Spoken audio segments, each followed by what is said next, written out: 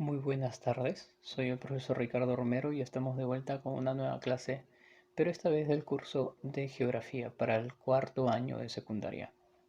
Bien, en esta clase vamos a iniciar con teoría geográfica para poder entender mejor el estudio que nosotros vamos a llevar a cabo durante todo este año académico.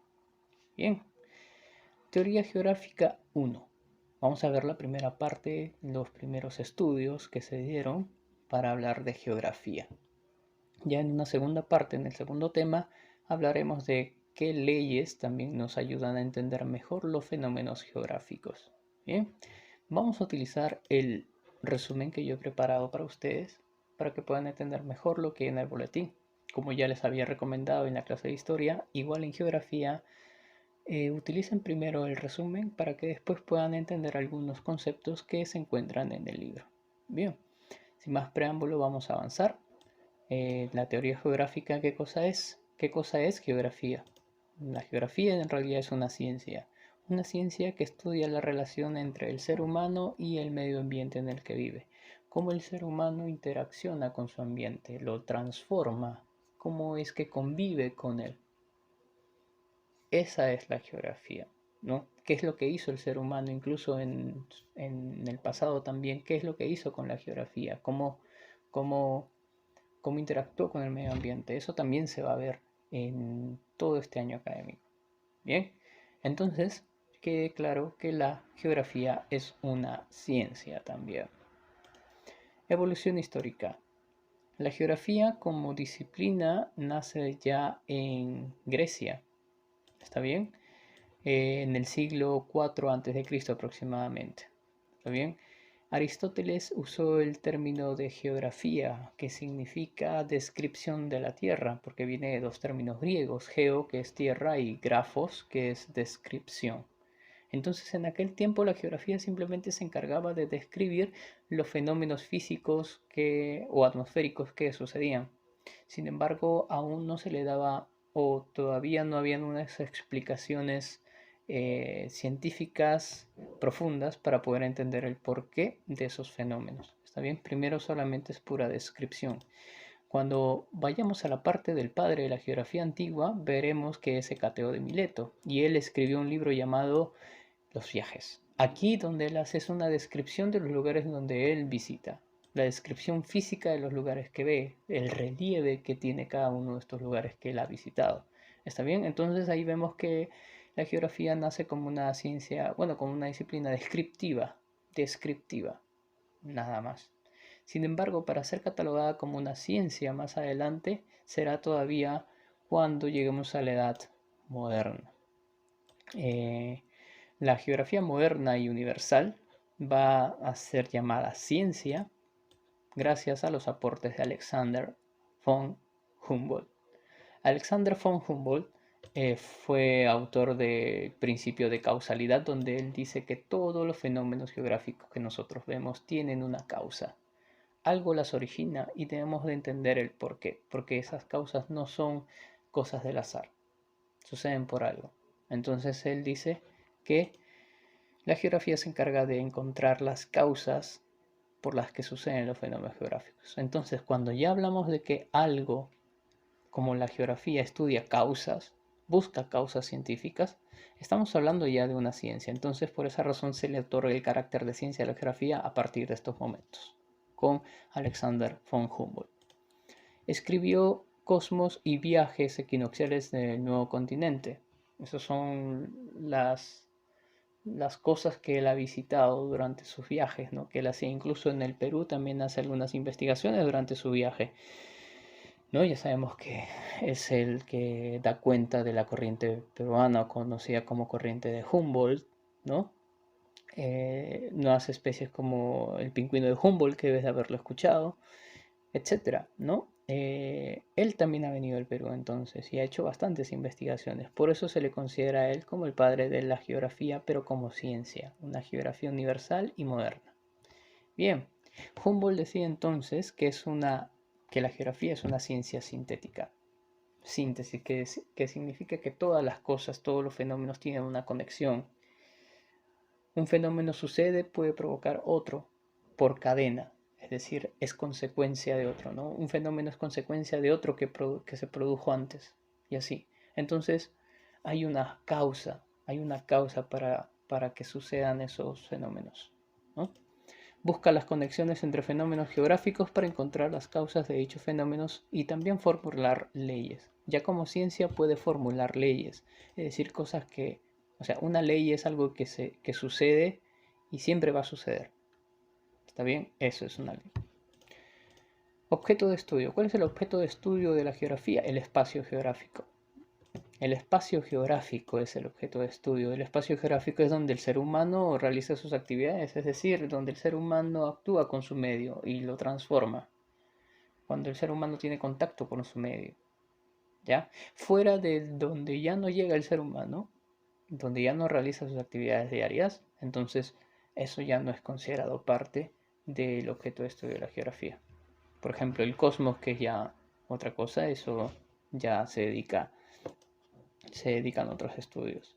Por ejemplo, geósfera es una de las partes de este espacio geográfico. ¿Qué es la geósfera? Abarca el cial. Ajá. ¿El cial qué cosa es? Es el terreno de donde nosotros estamos a más de 3 kilómetros de profundidad.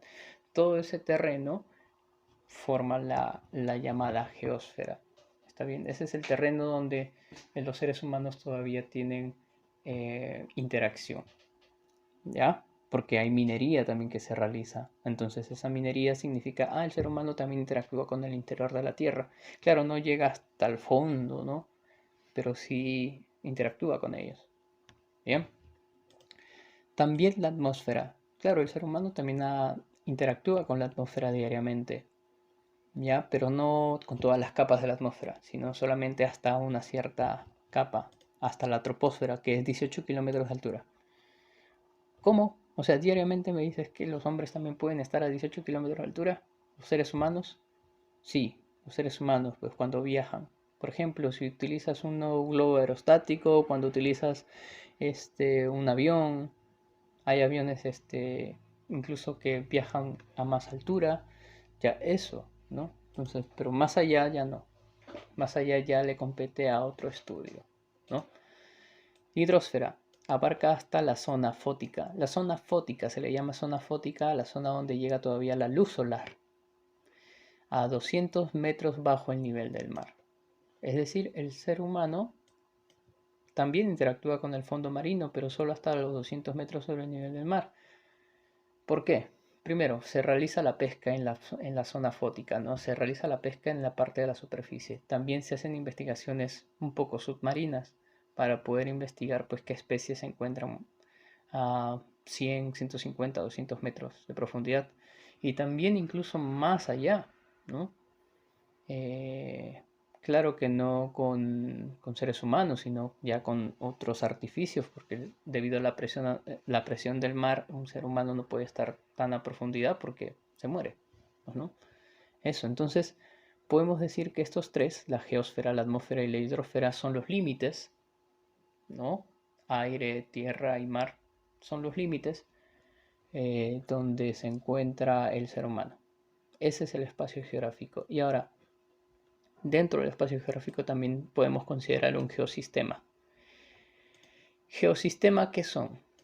¿Qué es el geosistema? Es un conjunto de elementos que viven ahí en ese espacio geográfico.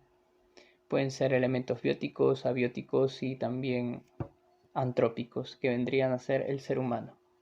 Veamos. Los elementos abióticos que conforman el geosistema, ¿qué son? Son los elementos físicos, aquellos que no tienen vida, pues se llaman abióticos. Abiótico significa sin biótico de bio que es vida, sin vida. Por ejemplo, la atmósfera, parte de la atmósfera está compuesta de aire, ¿no? De oxígeno y también pues algunos componentes más partes de la atmósfera como el nitrógeno. Es algo sin vida, pues, ¿no? El oxígeno no es, digamos, un ser vivo, es algo físico nada más. La litosfera, las piedras, ¿no? Etcétera. La hidrosfera, los ríos, los mares. Esos son elementos físicos, sin vida, pero que están ahí. Los elementos bióticos, o sea, los biológicos, los que sí tienen vida, son los animales y las plantas. La flora y la fauna, ¿no? Flora, todo el conjunto de árboles, plantas, etcétera, ¿no? Son seres vivos, las plantas son seres vivos. Y la fauna, que ya sabemos que son el conjunto de animales que conforman el geosistema. Y los elementos antróficos, que son, antrópicos viene de antropo. Antropo es ser humano, ¿no? Hombre, que algunos también le dicen, ¿no? Ahí está, es el ser humano. El ser humano también está dentro del geosistema. Entonces, todos estos tres elementos, los elementos bióticos, abióticos y antrópicos, son los que conforman el geosistema. Bien. Y finalmente, ¿por qué es importante estudiar geografía? ¿Por qué es importante que se hagan estudios en geografía? Por tres cosas esenciales. Primero, nos permite conocer el potencial mineral y humano en las sociedades. Si nosotros hacemos investigaciones geográficas, podemos saber cuál es el potencial del planeta Tierra, cuál es el potencial de tal lugar o de tal comunidad o de tal área, cuál es el potencial material y también cuál es el potencial humano, cómo los humanos trabajan, cómo hacen para sobrevivir. Entonces, eso es lo que genera estudios geográficos, ¿no? Esa es la importancia para saber el potencial de cada nación. 2. Conocer nuestro medio geográfico genera conciencia ciudadana para su conservación. Claro, pues porque si nosotros tenemos estas cosas que les acabo de decir, tenemos, o sea, sabemos de la existencia de seres vivos, plantas, animales, eh, elementos físicos como los ríos, los mares. Si sabemos la importancia de cada uno de estos, sabemos cuán importantes son y por qué debemos de respetarlos. Entonces, nos ayuda a tener conciencia ciudadana y a conservar esos elementos. Así la gente, sabiendo esto, ya no ensucia las calles, no ensucia los mares, no ensucia los ríos, no hace pesca indiscriminada, que quiero decir, no se hace pesca simplemente por sacar y no hay, digamos, una pesca que esté pensada a reproducirse, no. Entonces digamos que genera conciencia, ¿no? Genera bastante conciencia. Por ejemplo, otro caso, la tala de árboles, ¿no? Si es una tala de árboles indiscriminada, talamos árboles y al final nos quedamos sin ellos. Pero una tala de árboles, más o menos, digámoslo así, consciente, es aquel que tala un árbol y siembra un árbol.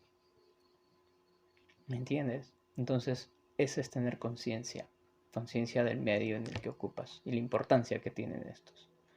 Ayuda a planificar adecuadamente el aprovechamiento de sus recursos. Claro, si nosotros sabemos qué es lo que tenemos en nuestro país como recursos, sabemos en qué cosas lo podemos aprovechar. Sabemos qué potencial tenemos.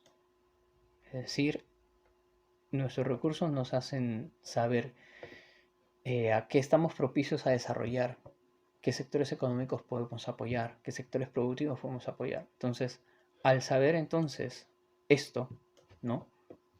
Conocer nuestros recursos, podemos aprovechar. Pero claro está, siempre teniendo conciencia de nuestro ambiente. Bien. Finalmente acá tenemos solamente una imagen de Alexander von Humboldt y el espacio geográfico que yo les explicaba, ¿no? Los componentes del espacio geográfico. Cabe destacar que acá lo que habla de litósfera puede ser comparado con, ¿dónde está? Sí, ¿dónde está la geósfera? ¿Sí? Y la hidrosfera sigue igual, la atmósfera sabemos que es esto, la sociosfera es donde, bueno, están las sociedades, el ser humano, donde están las ciudades, los pueblos, etc. Pero forma parte también de la atmósfera, pues.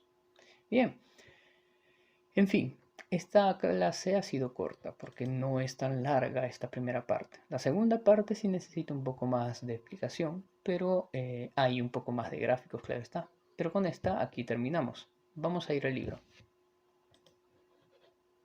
Ahora, estando en el libro, vamos a la página número 179 y la 180. 179 y 180. Vamos a resolver las preguntas. Yo con anterioridad ya las he leído, ya las he podido resolver, pero quiero yo explicarles el porqué de esas respuestas. Simplemente no les voy a dar las respuestas porque sí. Vamos a entender el porqué.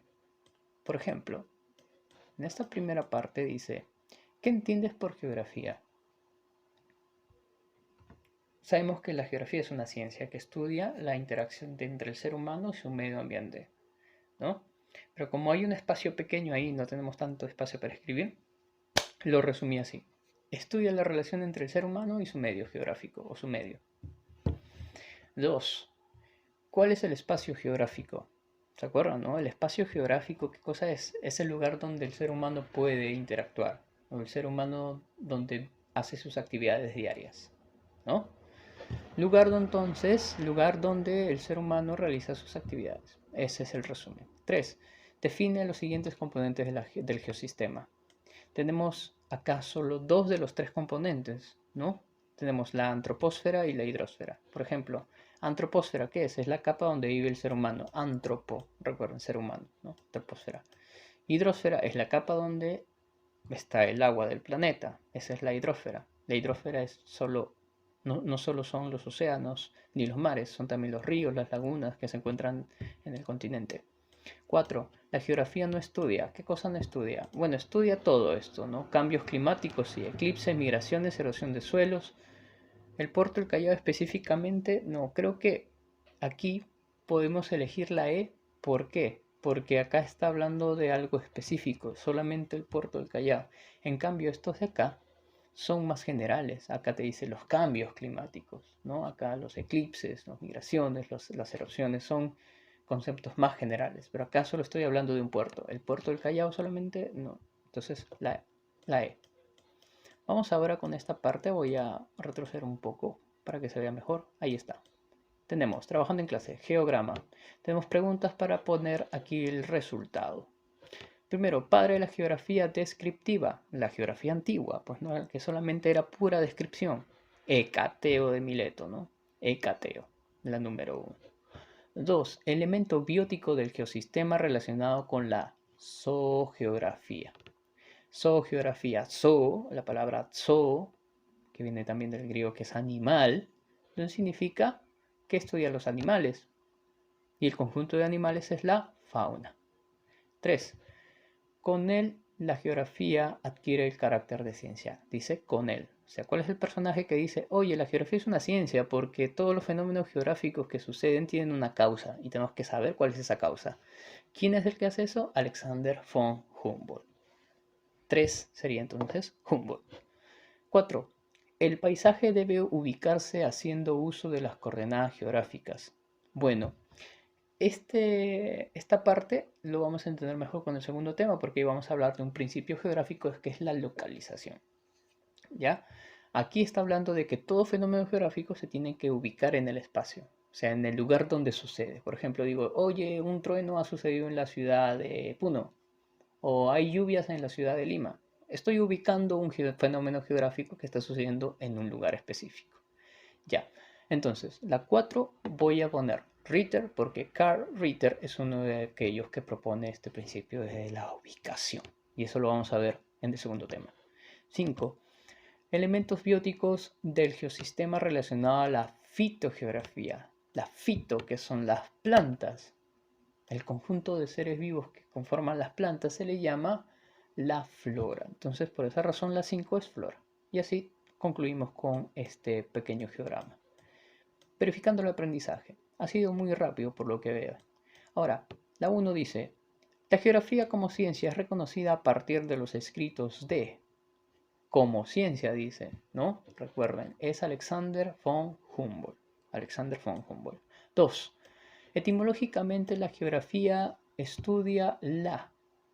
¿Qué estudia etimológicamente la geografía? Si hablamos de etimología, separemos las palabras que forman geografía. Geo, tierra, grafos, descripción. Geografía es descripción de la tierra. Por eso es la alternativa B. Vamos con la número 3. La geografía fue creada por la primera parte habíamos visto que los griegos son los primeros que hablan de geografía. Aristóteles es el que utiliza el término geografía. 4. No forma parte del espacio geográfico.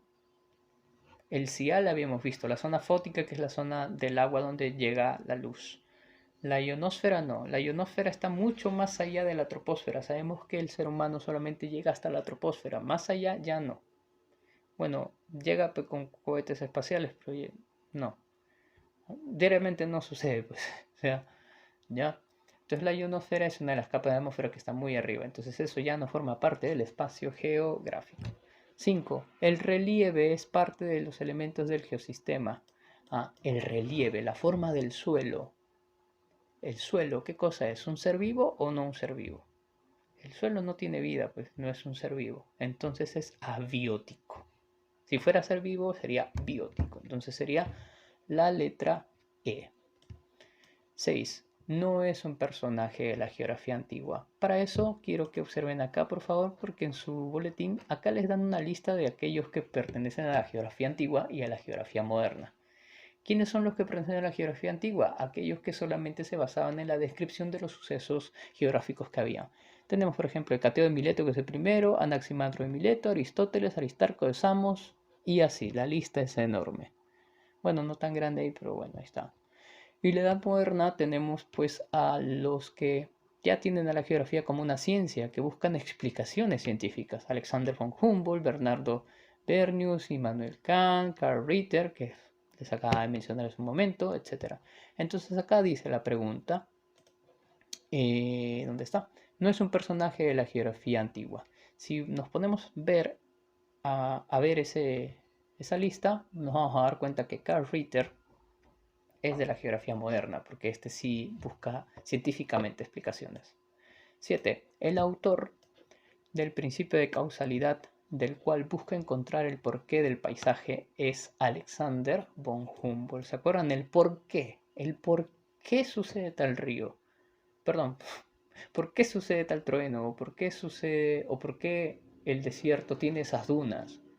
¿O por qué el río tal, el río X, tiene esa forma, ¿no? Así. Entonces, Alexander von Humboldt es el que hace esto. 8. Medio natural transformado por el hombre es parte de él. Bueno, el medio natural que transforma el hombre es el paisaje natural. Ahora, también llamado por los griegos ecúmene. Ese es el nombre que algunos griegos utilizaban para hacerse referencia al lugar donde ocupa el ser humano, ¿no? Ecúmene era lugar donde ocupa el ser humano, lugar que ocupa el ser humano. Entonces la respuesta sería la A. Transforma el paisaje natural, también llamado por los griegos como ecúmene. ¿Está bien? Ahora, 9. Autor griego conocido por ser el primero en escribir un libro eminentemente geográfico, Los Viajes. ¿Quién escribe los viajes? Hecateo de Mileto, porque recuerden que en los viajes solamente se hace descripción de los fenómenos geográficos. Y vamos con la última pregunta para terminar.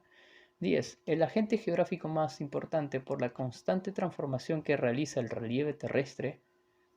¿Quién realmente es el mayor factor que transforma el medio? El ser humano. Nosotros transformamos el medio. Nosotros somos el primer agente que transforma el medio.